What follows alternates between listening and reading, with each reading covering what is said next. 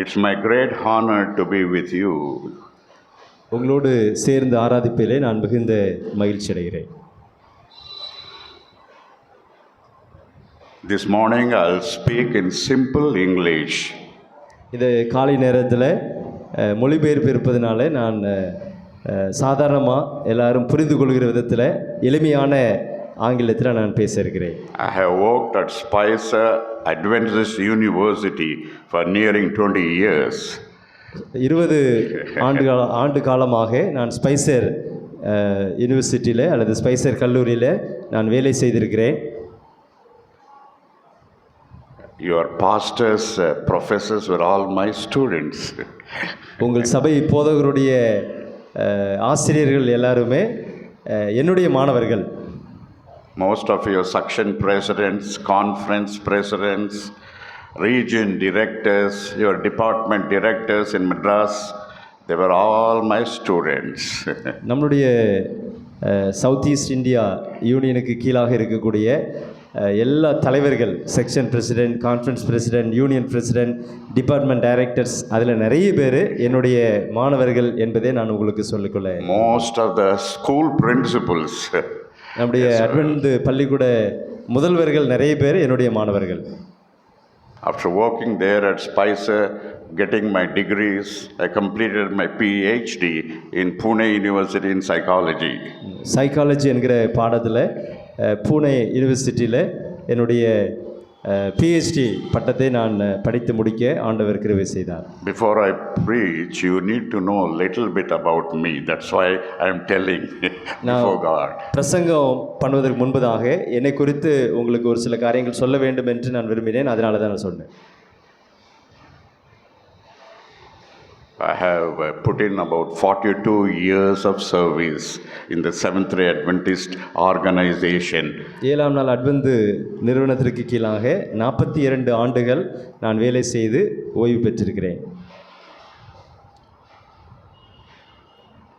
After leaving Spicer University, I joined South India Union as an education director for 5 states, looking after 150 institutions.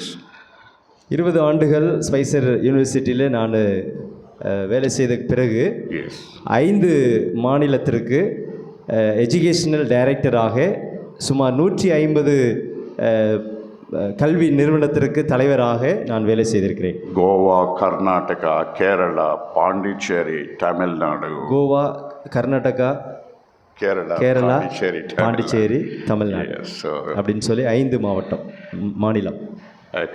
I can remember Pastor Sam Gordon, who was a Madras school principal, Mr. Pastor V. Jayachandran, and Pastor R. John. I worked with Pastor Mattison, Pastor John Wilmot. They're all my good friends. I'm grateful to them. நம்முடைய south அட்வென்டிஸ்டில் பெரிய பெரிய தலைவர்களோடு நான் வேலை செய்திருக்கிறேன். அவர்கள் எனக்கு நண்பர்கள். Doctor R.S. Lowry, pastor G.J. Christo, and so many. They're all stalwarts for God. They're soldiers of the cross who worked very hard to build up this organization in India, starting from 1893.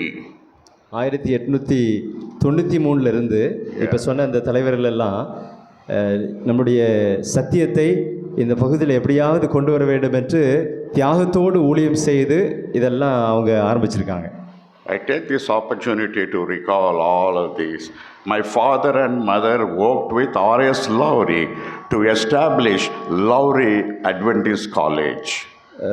Doctor Robert Donald அவர்களுடைய பெற்றோர் நம்முடைய Lowry அவங்களோடு சேர்ந்து அந்த Lowry கல்லூரியையும் அந்த இடத்துல ஒரு நிறுவனத்தை ஆரம்பிப்பதற்கும் சேர்ந்து வேலை செய்திருக்கிறார்கள்.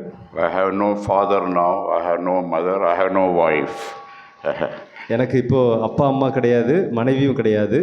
And therefore you see, it is a big challenge to work to build up the church in India. இந்தியாவில் இப்படிப்பட்ட ஊழியத்தை செய்வது ஒரு பெரிய ஒரு காரியமாகவே பார்க்கப்படுகிறது. நிறைய போராட்டத்துக்கு மத்தியில் இந்த ஊழியத்தை செய்யணும் அப்படின்னு சொல்லி பிரயாசப்படுகிறோம். I can Tell in the presence of God that I have kept my hands clean in the discharge of my duties. 42 years. 42 வருஷம் நான் வேலை செஞ்சேன் ஆண்டுடைய சமூகத்துக்கு முன்பதாக. என்னுடைய என் கரம் சுத்தமுள்ளதாக இருக்கிறது அப்படின்னு சொல்வதில் நான் சந்தோஷப்படுகிறேன். You know, when you trust in God and do His bidding, He will never let us down. ஆண்டவரை நம்பி ஆண்டுடைய சித்தத்திற்கு நம்மளை ஒப்பு கொடுக்கும்போது ஆண்டவர் நம்மளை ஒருபோதும் கைவிட மாட்டார் என்பதை நிச்சயமாகவே அறிந்து கொள்ள முடியும். When I walked about more than 10 years in Southern Asia Division, நம்முடைய டிவிஷனுக்கு கீழே சதர்ன் ஏஷியா டிவிஷனுக்கு கீழாக 10 வருஷம் அவங்க வேலை செய்திருக்கிறாங்க. as a public affairs and religious liberty director. Public affairs and religious liberty director அப்படிங்கிற வித்தியாசமான துறையில் அவங்க வேலை செய்திருக்கிறாங்க. This is a position that is evidenced in church manual. Every church must have a department called public affairs and religious liberty. It's a very important arm of the Seventh-day Adventist Church. If you go through church manual, you'll get that department, apart from Sabbath school and stewardship, etc., etc. நம்முடைய search மேனுவலின் படி எல்லா திருச்சபையிலும் இந்த department வந்து செயல்படணும் அப்படிங்கிறது என்னுடைய விருப்பம். Because we have to reach with the gospel of Jesus to the highest in the land, the mightiest in this country. ஆண்டுடைய சுவிசேஷம் இந்த இடத்துல இருக்கிற வல்லமையான நபர்களுக்கும் எல்லாருக்கும் போய் சேர வேண்டும். And it's my hope and prayer that your faithfulness, your leadership, your vision, your commitment in this church will be a mighty witness in Tuticorin. உங்களுடைய சாட்சியான ஒரு வாழ்க்கை, உங்களுடைய தொலைநோக்கு பார்வை, உங்களுடைய தியாகம், உங்களுடைய ஊழிய திட்டம், இது எல்லாம் இந்த பட்டணத்தில் ஒரு பெரிய ஆசீர்வாதத்தை கொண்டு வரும் என்று நான் கர்த்தருக்குள்ளாக நம்புகிறேன். Tuticorin is a very prominent district in India. இந்தியாவில் மிகவும் பிரபலமான புகழ்பெற்ற ஒரு பட்டணமாக இந்த தூத்துக்குடி பட்டணம் விளங்குகிறது. From this city we have a minister, a women minister working with Mr. Stalin, chief minister. From this city. இந்த தூத்துக்குடியிலிருந்து தமிழக முதலமைச்சருக்கு கீழாக வேலை செய்யக்கூடிய அமைச்சர் இருக்கிறாங்க. So we need to honor her in this church. So your public affairs and religious liberty should organize a felicitation for this minister, pastor. அந்த தலைவரையும் நம்ம மரியாதை கொடுக்கணும். அவங்க ஏன்னா இது பப்ளிக் இவாஞ்சலிசம் அப்படிங்கிற டிபார்ட்மெண்ட் கீழாக அது வரும் அப்படின்னு சொல்கிறாங்க. That's right. I'm very happy to stand by the side of this good man of God. Church pastor is a man of God. He has a burden and he has a real commitment. I like the way he brings about things. சபை I'm not praising you, Thambi. சபை போதகரை குறித்து நான் சந்தோஷப்படுகிறேன். அவங்களுடைய ஊழியம் செய்ய வேண்டும் அப்படிங்கிற ஒரு வாஞ்சை, நிறைய காரியங்கள் அவங்க செய்கிற காரியங்களை பார்க்கும்போது அவங்களை நான் பாராட்ட வேண்டும் என்று விரும்புகிறேன். I am happy to know in a very short time that he took classes under Dr. Mohan Roy, Dr. Roy James, and then Mohan Raj, and Sharad Babu, and several people like this. You know, I'm so happy about it. That's why you are so disciplined. அவங்க என்ன சொல்கிறாங்கன்னா, அவங்களுடைய மாணவர்கள் எல்லாரும் எனக்கு ஆசிரியர்களாக இருந்திருக்கிறாங்க. அதனால தான் ஒரு ஒழுக்கமான ஒரு போதகராக பார்ப்பதிலே சந்தோஷப்படுகிறேன்னு அப்படி சொல்கிறாங்க. I came to Tuticorin only once when I was inspecting your high school 30 years ago. 30 வருடங்களுக்கு முன்பதாக ஒரு முறை நான் தூத்துக்குடிக்கு வந்திருக்கிறேன். நம்முடைய 7ஆம் நாள் அட்வென்த் பள்ளிக்கூடத்தை சோதனை செய்வதற்காக. Now I am through with myself. We will straight away get into the word of God. சரி, என்னை பற்றி சொன்னது போதும். நான் இப்போ தேவனுடைய வார்த்தைக்குள்ளாக கடன் செல்ல வேண்டும் என்று விரும்புகிறேன்.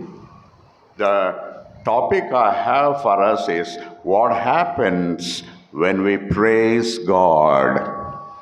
What happens when we praise God? துதிக்கும் போது என்ன நடக்குது அப்படிங்கிறது தான் என்னுடைய ஒரு ஜெபமாக தலைப்பாக இருக்கிறது, பிரசங்க தலைப்பு. The text that I have for us is taken from the book of Psalms, chapter 150, verses 1 to 6. என்னுடைய தியானத்திற்காக நான் தெரிந்து கொண்ட வேத பகுதி 150வது சங்கீதம். We shall not take time to read because the pastor has told me that I must finish up my message by 12:15. வசனம் வாசித்து நிறைய நேரத்தை வீணடிக்க வேண்டாம் என்று நான் விரும்புகிறேன். ஏன்னா பாஸ்டர் 12:15 முடிக்கணும்னு சொல்லியிருக்கிறார். Perhaps there is no book in the Bible that exemplifies the spirit of praise and worship than the book of Psalms. 150வது சங்கீதத்தை போல ஆண்டவரை துதிப்பது, ஆண்டவரை மகிமைப்படுத்துவதை குறித்து வேறு இதை காட்டிலும் மேன்மையான அதிகாரம் வேறு எதுவும் இல்லை. Psalms 150 records more verses of praise than any other book of the Bible. இந்த 150வது சங்கீதம் ஆண்டவரை துதிப்பதில் அதிகமாக பேசப்படுகிறது. மற்ற அதிகாரங்களை காட்டிலும் அதிகமாக இங்கே துதியுங்கள் துதியுங்கள் அப்படிங்கிற வார்த்தை அதிகமாக வருகிறதை 150வது சங்கீதத்தில் பார்க்க முடியும். God wants the praises of His people. ஆண்டவர் தேவனுடைய பிள்ளைகளால் துதிக்கப்பட வேண்டும் என்று விரும்புகிறார். God tells us to give Him thanks in everything. ஆண்டவர் எல்லா காரியத்திற்கும் நம்ம நன்றி செலுத்தி ஆண்டவரை சோஸ்தரிக்க வேண்டும், துதிக்க வேண்டும் என்று விரும்புகிறார். Even when things go against us. சில நேரங்களில் நமக்கு விரோதமாக சில காரியங்கள் நடக்கும் போதும் கூட ஆண்டவரை நாம் துதிக்க வேண்டும் என்று ஆண்டவர் விரும்புகிறார். Even when difficulties press us down. சில நேரங்களில் பிரச்சனைகள் நம்மளை கீழே தள்ளும் போது கூட ஆண்டவரை நாம் துதிக்க வேண்டும். Even when the church in this country, church in the state undergoes stress and strain, we need to praise God. நம்முடைய திருச்சபை, நம்முடைய குடும்பம் பிரச்சனைகளுக்கு மத்தியில், கஷ்டத்திற்கு மத்தியில், கவலைக்கு மத்தியில் இருக்கும்போதும் ஆண்டவரை நாம் துதிக்க வேண்டும் என்று தேவன் விரும்புகிறார். We may not understand what is happening. ஒருவேளை என்ன நடக்குது அப்படின்னு சொல்லி தெரியாமல் நம்ம இருக்கலாம். We may never understand what is God's will. எது தேவனுடைய சித்தம் என்பது நமக்கு தெரியாமல் இருக்கலாம். But God's will in each circumstance is that we praise God. ஆனால் ஆண்டவருடைய சித்தம் என்ன அப்படின்னா, எக்காலத்திலும் எல்லா சூழ்நிலையிலும் நாம் ஆண்டவரை துதித்து அவரை மகிமைப்படுத்த வேண்டும். We praise God and thank Him for all His goodness and blessings. ஆண்டவர் செய்த அனைத்து நன்மைகளுக்கும் அனைத்து உதவிக்கும் ஆண்டவருக்கு நாம் நன்றி செலுத்த வேண்டும். But why should we praise God? எதுக்காக ஆண்டவரை நாம் துதிக்க வேண்டும்? Why should we thank God? எதுக்கு ஆண்டவருக்கு நன்றி செலுத்த வேண்டும்? We serve a living God. அவர் நம்முடைய உயிரோடு இருக்கக்கூடிய ஒரு தேவனாக இருக்கிறார். He is alive. God is alive. அவர் இப்போதும் உயிரோடு இருக்கிற ஒரு ஆண்டவராக இருக்கிறார். We serve a personal God. அவர் நம்மளுடைய தனிப்பட்ட ஒரு தேவனாக இருக்கிறார். It is because praise is the most direct means by which you declare your dependence on God. நம்ம துதிப்பதன் மூலமாக நம்ம ஆண்டவரை சார்ந்து தான் இருக்கிறோம் அப்படிங்கிறத நம்ம காண்பிக்கிறோம். It repeats your trust in God. ஆண்டவர் மேல நீங்க நம்பிக்கை வச்சிருக்கீங்க என்பதை துதிப்பதன் மூலமாக காண்பிக்கிறோம். It repeats your trust and belief and faith in the living God, God who is alive in the midst of darkness. ஒரு இருளுக்கு மத்தியில் ஆண்டவர் உயிரோடு இருக்கிறார், ஆண்டவர் இன்னும் நமக்காக காரியங்களை செய்து கொண்டிருக்கிறார் என்பதை நினைத்து ஆண்டவரை துதிக்க வேண்டும். It confesses your allegiance to God, your surrender to God. ஆண்டவரை முழுவதுமாக ஒப்பு கொடுத்து ஆண்டவரை துதிக்க வேண்டும். One who was crucified for you and for me, unto whom we are eternally bonded together.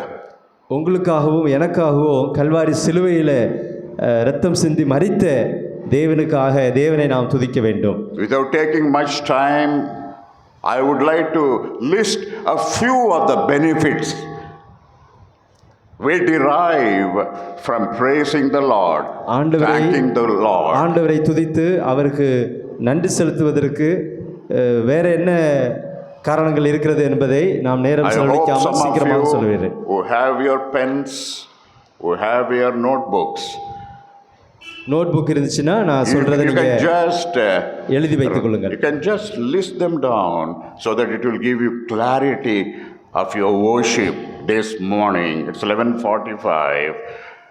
We need to consider these benefits. Why should we praise God and what happens when we praise God? என்பதை நாம் என்ன செய்ய வேண்டும்? எழுதி வைத்துக் கொள்ள வேண்டும். The most important benefit is praise magnifies God. மிக மிக முக்கியமான ஒரு காரணம், நம்ம ஆண்டவரை துதிப்பதன் மூலமாக ஆண்டவரை நாம் மகிமைப்படுத்துகிறோம். It magnifies God, glorifies God. ஆண்டவரை மகிமைப்படுத்தி ஆண்டவரை உயர்த்துகிற ஒரு காரியமாக அது இருக்கிறது. அதனாலே நாம் ஆண்டவரை துதிக்க வேண்டும். Praise puts our focus on God. ரெண்டாவது, ஆண்டவரை துதிப்பதன் மூலமாக நம்மளுடைய கவனம் ஆண்டவரை நோக்கி இருக்கிறதாக இருக்கிறது. When we magnify God, when we put our focus on God, not on our problems, but on God's power, God's presence, and God's ability to transform our thinking. நம்முடைய மகத்துவமுள்ள மகிமையுள்ள ஆண்டவரை நாம் துதிப்பதன் மூலமாக நம்முடைய எண்ணங்கள் கவனங்கள் எங்கும் சிதைந்து விடாதபடி அந்த வல்லமையுள்ள ஆண்டவரையே அது சார்ந்து இருக்கிறதாக இருக்கிறது. The specific benefit we derive from praising the Lord is that we magnify the Lord. அவரை மாட்சிமை பொருந்திய அவருடைய மகத்துவத்திற்காக அவரை துதிங்கள் அப்படின்னு நம்ம 2வது வசனத்தில் வாசிக்கிறோம். You will see all of this in verses 1 to 6. இவ சொன்ன காரியங்கள் எல்லாமே 1லிருந்து 6 வசனங்களுக்குள்ளாக இருக்கிறது. Then we will go on to consider other benefits. இன்னும் வேறு Second benefit, அடுத்த நன்மை என்ன என்பதை நம்ம பார்க்க போறோம். praise humbles us. It keeps us humble. துதிப்பது நம்மளை தாழ்மைக்குள்ளாக கொண்டு செல்கிறது. When we worship God, ஆண்டவரை தொழுது கொள்ளும் போது we gain a right view of our own selves. நம்மளையே நம்ம உய்த்து ஆராய்ந்து பார்த்து நம்முடைய நிலையை அறிந்து கொள்வதற்கு உதவுகிறது. Praise deflates our ego, our pride. It deflates, not inflates. It deflates. நம்முடைய பெருமையை அது குறைக்கிறதாக இருக்கிறது. Excess pride, excess ego. அதிகமான கர்வம், அதிகமான பெருமை எல்லாம் அது என்ன செய்கிறது? எடுத்து போடுகிறது. We gain a healthy self image.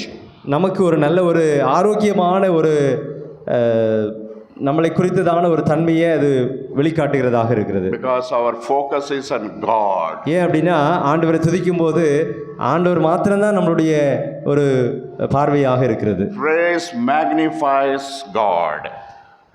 ஆண்டவரை துதிப்பது அவருடைய மகிமையை வெளிப்படுத்துவதாக இருக்கிறது. Praise humbles us. நமக்கு தாழ்மையை கொடுக்கிறதாக இருக்கிறது. It gives a right picture of our own lives, inside and outside. ஆண்டவரை துதிப்பது நமக்கு உள்ளேயும் வெளியிலேயும் ஒரு சரியான ஒரு நம்மளை பற்றின ஒரு காரியத்தை அது காண்பிக்கிறதாக இருக்கிறது. There is a third benefit, very important. 3வது முக்கியமான ஒரு நன்மை என்ன அப்படின்னா, ஆண்டவரை துதிப்பதில் Praise reveals our devotion to God.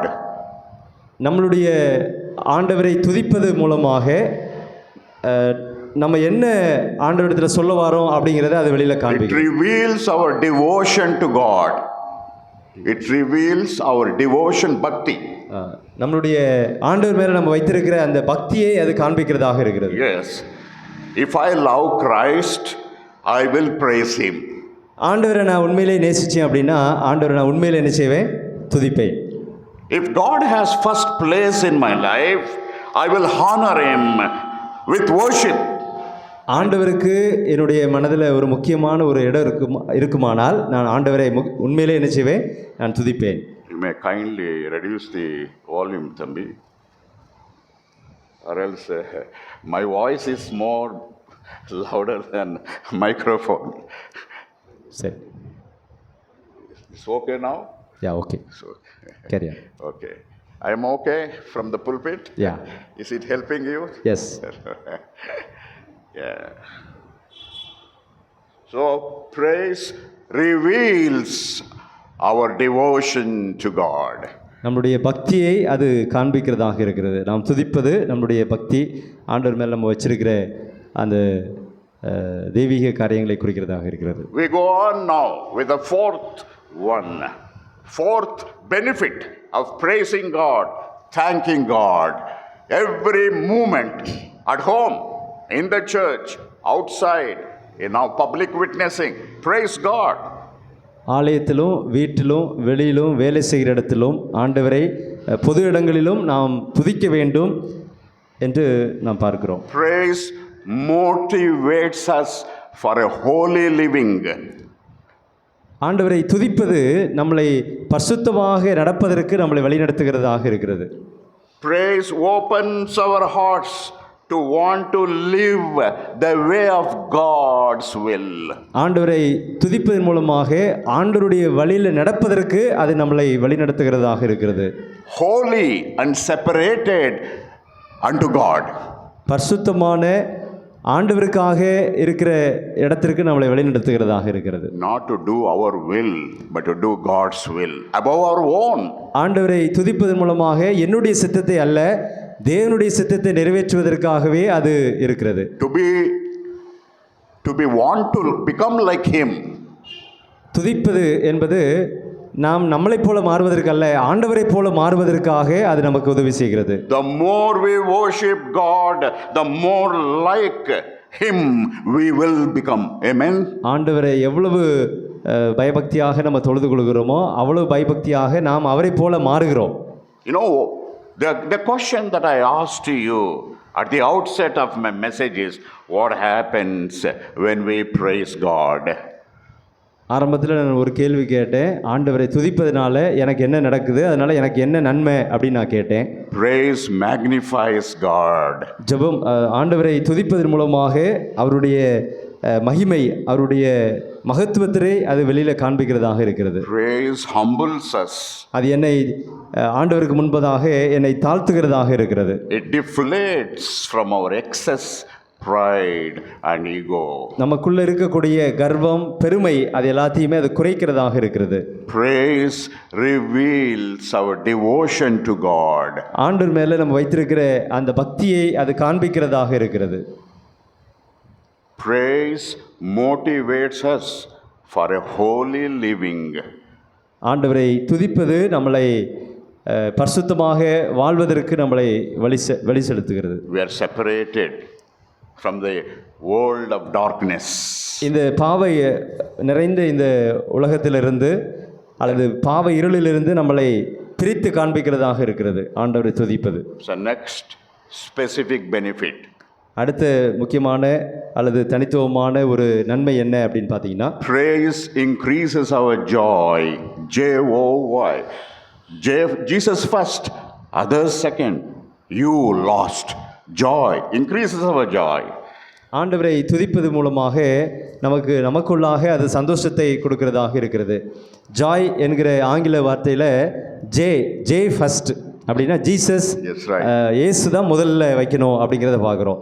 ஓ அப்படின்னா அதர்ஸ், நெக்ஸ்ட் அப்படின்னா மற்றவங்கெல்லாம் அடுத்தது தான். முதல்ல ஆண்டவர் வைக்கணும், ரெண்டாவது அடுத்தவங்களை வைக்கணும்.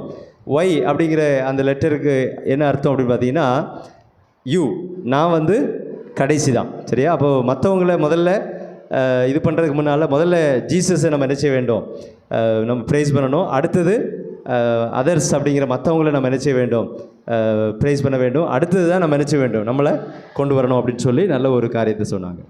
Joy is the constant companion of praise. Joy என்கிற அந்த வார்த்தை It's the constant companion, அது like your wife. அது ரொம்பவும் Joy and சேர்ந்து praise, they go hand in hand. ரெண்டுமே ஒன்றோடு ஒன்று சேர்ந்து போகிறதாக இருக்கிறது. ஆண்டவரை துதிப்பது, சந்தோஷமாக ஆண்டவரை மகிமைப்படுத்துவது எல்லாமே ஒன்றோடு ஒன்று இணைந்து போகிறதாக இருக்கிறது. If we feel depressed, my friends, brothers and sisters, if we feel discouraged, if we feel hard pressed, if we feel thrown about everywhere, praising God will bring us joy. ஒருவேளை கலக்கத்தோடு இருதயம் நொறுங்குண்டு வியாகுலத்தோடு ஒருவேளை நீங்கள் இருந்தீங்க அப்படின்னா ஆண்டவரை துதிங்க. அந்த துதிக்கிறது மூலமாக அந்த ஜாய் என்கிற அந்த சந்தோஷம், அந்த மகிழ்ச்சி உங்களுக்குள்ளாக நிச்சயமாகவே வரும் என்பதை பார்க்கிறோம். God wants the praises of His wonderful people in India, in Tamil Nadu, in Tuticorin. He wants more people to praise Him. தேவனுடைய பிள்ளைகள் ஆண்டவரை துதிக்க வேண்டும், ஆண்டவரை மகிமைப்படுத்த வேண்டும், ஆண்டவரை சோஸ்தரிக்க வேண்டும். இந்தியாவிலும் தமிழ்நாட்டிலும் தூத்துக்குடியிலும் நம்முடைய திருச்சபையிலும் ஆண்டவரை துதிக்கிறவர்கள் உருவாக வேண்டும் என்று தேவன் விரும்புகிறார். Give Him thanks in everything. ஆண்டவர் செய்த எல்லாவற்றிற்காக நம்ம சங்கீதத்தில் கூட வாசிக்கணும் இல்லையா, அவர் செய்த சகல உபகாரங்களையும் மறவாதே அப்படிங்கிற மாதிரி. When things go against us, ஒருவேளை காரியங்கள் நமக்கு விரோதமாக செயல்படும் போதும் ஆண்டவரை நாம் துதிக்க வேண்டும். we need to praise God.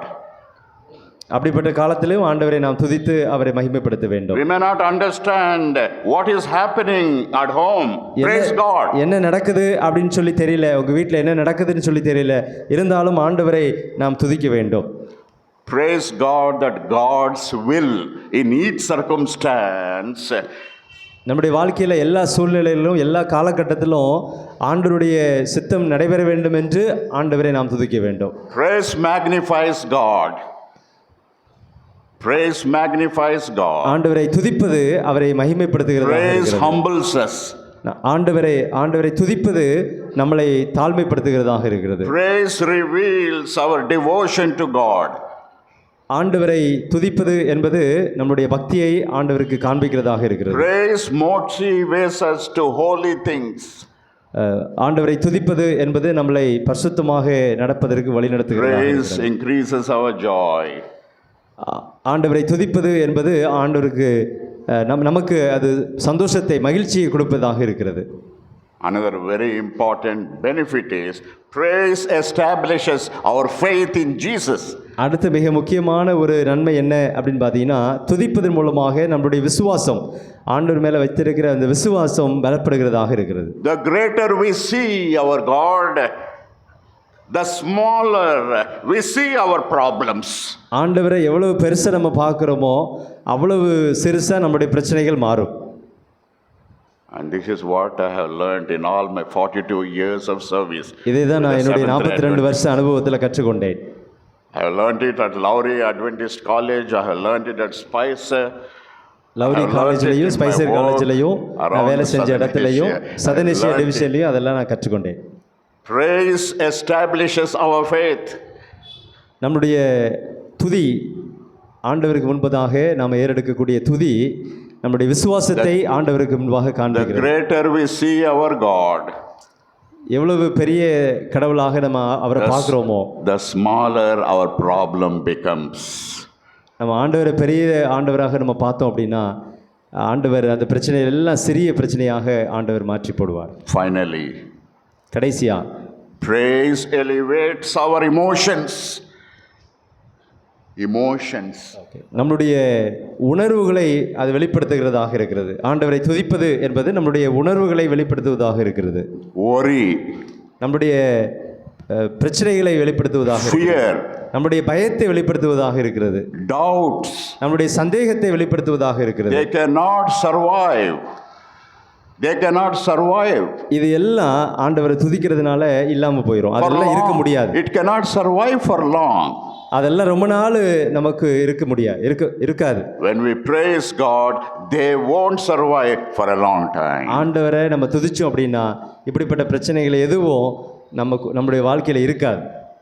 If you want to see a difference in your relationship with Jesus Christ and in your walk with Jesus, start praising Him right now. ஆண்டவருக்கு Today. உங்களுக்கு இருக்கக்கூடிய உறவு நல்ல பலப்படணும் அப்படின்னா, நல்ல வித்தியாசமான ஒரு நல்ல உறவாக இருக்க வேண்டுமானால் இப்போதிலிருந்தே ஆண்டவரை தொடர்ந்து துதிக்க ஆரம்பியுங்கள். Continue. தொடர்ந்து துதியுங்கள். Even when you feel don't want to praise Him, நான் ஆண்டவரை துதிக்க வேண்டாம் அப்படின்னு நீங்கள் நினச்சாலும் ஆண்டவரை துதியுங்க. commit yourself to a life of praise. துதிக்கிற ஒரு வாழ்க்கைக்குள்ளாக உங்களையும் உங்களுடைய குடும்பத்தையும் ஒப்பு கொடுங்க. Commit yourself to a life of fellowship with Jesus. ஆண்டவரோடு நல்ல ஒரு உறவில் இருப்பதற்காக உங்களை ஒப்பு கொடுங்க. And experience the fullness of what God means to praise. ஆண்டவரை துதிப்பதுனா என்ன அப்படிங்கிறத உணர்ந்தவர்களாக உங்களை முழுவதுமாக ஆண்டவருக்கு ஒப்பு கொடுத்து ஆண்டவரை துதியுங்கள். Why should we praise God? எதுக்காக ஆண்டவரை நான் துதிக்கணும்?